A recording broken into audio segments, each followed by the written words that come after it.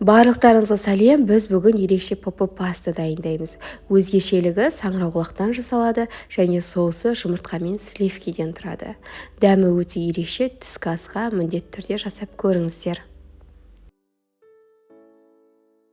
Бізге ең бірінші керегі бір дана жуа. Дәл осылай турап, алдын ала дайындап қоямыз. Содан кейін саңырауқұлақтар 4-5 дана саңырауқұлақ турасаңыз болады, көлеміне қарайсыз.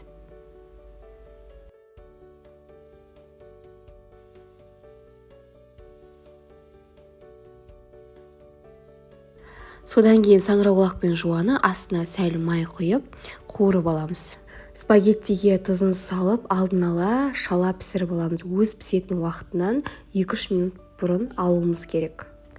Ал соусы үшін бізге жұмыртқаның 2 сарысы керек болады.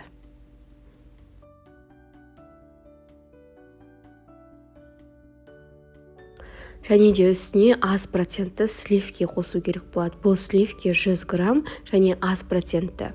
Сіздерде үлкен болса, тек 100 граммын ғана құясыздар.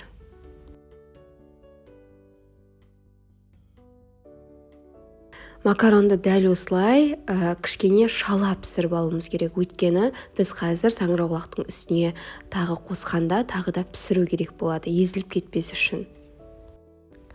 Қуырылған жуа мен саңырауқұлақтың үстіне дайын болған спагеттиімізді саламыз. Және де аздаған 80 мл суымызды құямыз.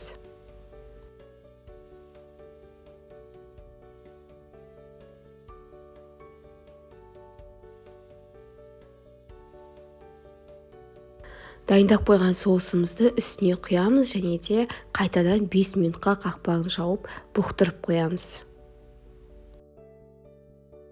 Дәміне қарай тұзын салуды да ұмытпаңыздар.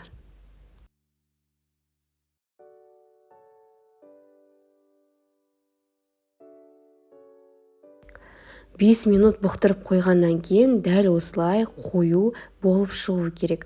Қатты сұйықтығы өте сұйық болмауы да керек, немесе барлығы тартылып кетпеуі де керек.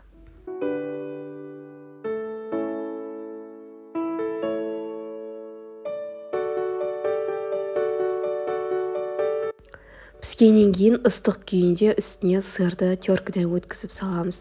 Дәмі өте ерекше шығады. Басқа пасталарға қарағанда ерекше. Міндетті түрде жасап көріңіз. Соңына дейін көрсеңіз, лайк басып, комментарий жазуды ұмытпаңыз.